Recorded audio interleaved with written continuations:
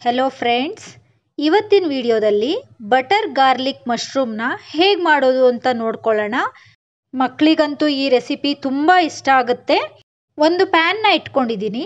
ಅದಕ್ಕೆ 1 ಟೇಬಲ್ ಸ್ಪೂನ್ನಷ್ಟು ಎಣ್ಣೆ ಹಾಗೆಯೇ 1 ಟೇಬಲ್ ಸ್ಪೂನ್ನಷ್ಟು ಬಟರ್ನ ಹಾಕ್ಕೊಂಡು ಬಟರ್ನ ಸ್ವಲ್ಪ ಮೆಲ್ಟ್ ಮಾಡ್ಕೊಳ್ಳೋಣ. ಈಗ ಇದಕ್ಕೆ 2 ಪ್ಯಾಕ್ನಷ್ಟು ಅಂದರೆ 400 ಗ್ರಾಮ್ನಷ್ಟು ನಾನಿಲ್ಲಿ ಮಶ್ರೂಮ್ನ ತಗೊಂಡು ವಾಶ್ ಮಾಡಿ ಕಟ್ ಮಾಡಿ ಇಟ್ಕೊಂಡಿರೋದನ್ನ ಸೇರಿಸ್ಕೊಳ್ತಾ ಇದ್ದೀನಿ. ಹಾಗೆ ಇದನ್ನು ಚೆನ್ನಾಗಿ ಒಂದ್ಸಲ ಮಿಕ್ಸ್ ಮಾಡಿಬಿಟ್ಟು ಲಿಡ್ನ ಕ್ಲೋಸ್ ಮಾಡಿ ನಾನು 3 ರಿಂದ 4 ನಿಮಿಷದಷ್ಟು ಕಾಲ ಇದನ್ನು ಬೇಯಿಸ್ಕೊಳ್ತಾ ಇದ್ದೀನಿ.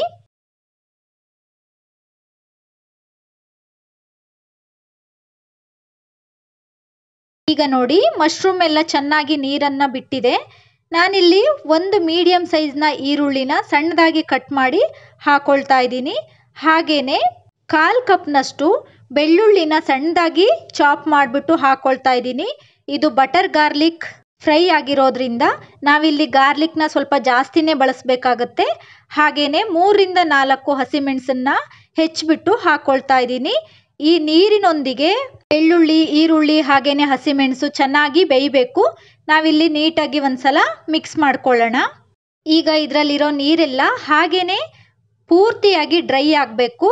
ಅಷ್ಟರವರೆಗೆ ನಾನಿಲ್ಲಿ ಇದನ್ನು ನೀಟಾಗಿ ಮಿಕ್ಸ್ ಮಾಡ್ಕೊಳ್ತಾ ಇದ್ದೀನಿ. ಈ ರೆಸಿಪಿ ನೋಡೋದಕ್ಕೆ ತುಂಬ ಸಿಂಪಲ್ ಅನಿಸಿದ್ರೂ ನೀವು ತಿನ್ನುವಾಗ ನೋಡಿ ಅದರ ಟೇಸ್ಟು ತುಂಬಾ ಚೆನ್ನಾಗಿರುತ್ತೆ. ಈ ಟೈಮ್ನಲ್ಲಿ ನಾನಿದಕ್ಕೆ 1/2 ಟೇಬಲ್ ಸ್ಪೂನ್ನಷ್ಟು ಉಪ್ಪನ್ನು ಹಾಕ್ಕೊಳ್ತಾ ಇದ್ದೀನಿ. ನಾನು ಮೊದಲೇ ಬೇಯಿಸುವಾಗ ಉಪ್ಪು ಹಾಕಿಲ್ಲ, ಇವಾಗ ನಾನು ಉಪ್ಪು ಹಾಕ್ಕೊಳ್ತಾ ಇರೋದು. ಹಾಗೆಯೇ 1/2 ಟೇಬಲ್ ಸ್ಪೂನ್ನಷ್ಟು ಪೆಪ್ಪರ್ ಪೌಡ್ರನ್ನು ಹಾಕ್ಕೊಳ್ತಾ ಇದ್ದೀನಿ. 1/2 ಟೇಬಲ್ ಸ್ಪೂನ್ನಷ್ಟು ಆರಿಗ್ಯಾನೋ. ಇದನ್ನು ನೀವು ಹಾಕೋದ್ರಿಂದ ಒಂದು ಒಳ್ಳೆ ಫ್ಲೇವರ್ ಬರುತ್ತೆ. ಹಾಗಾಗಿ ನಾನಿಲ್ಲಿ 1/2 ಟೇಬಲ್ ಸ್ಪೂನ್ನಷ್ಟು ಆರಿಗ್ಯಾನೋ ಹಾಕ್ಕೊಂಡು ನೀಟಾಗಿ ಒಂದ್ಸಲ ಮಿಕ್ಸ್ ಮಾಡ್ಕೊಳ್ತಾ ಇದ್ದೀನಿ. ನಾವಿಲ್ಲಿ ಯಾವುದೇ ಕಾರಣಕ್ಕೂ ನೀರನ್ನು ಹಾಕೋಬಾರ್ದು. ಮಶ್ರೂಮ್ನಿಂದ ಬಿಟ್ಟಿರೋ ನೀರನ್ನು ಸಹ ಪೂರ್ತಿಯಾಗಿ ನಾವಿಲ್ಲಿ ಡ್ರೈ ಮಾಡಬೇಕಾಗುತ್ತೆ. ನೋಡಿ, ಇಲ್ಲಿ ಕೊನೆಯದಾಗಿ ನಾನು ಕೊತ್ತಂಬರಿ ಸೊಪ್ಪನ್ನು ಆ್ಯಡ್ ಮಾಡ್ಕೊಳ್ತಾ ಇದ್ದೀನಿ.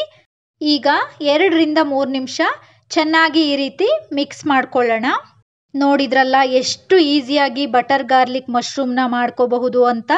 ಈ ರೆಸಿಪಿ ಮಕ್ಕಳಿಗಂತೂ ತುಂಬ ಇಷ್ಟ ಆಗುತ್ತೆ. ಔಟ್ಸೈಡ್ ಹೋಗಿ ತಿನ್ನೋದಕ್ಕಿಂತ ಮನೆಯಲ್ಲೇ ಈ ರೀತಿ ಹೆಲ್ದಿ ಫುಡ್ ಮಾಡ್ಕೊಡ್ಬೋದಲ್ವಾ. ಮುಂದಿನ ವಿಡಿಯೋದೊಂದಿಗೆ ಭೇಟಿಯಾಗೋಣ.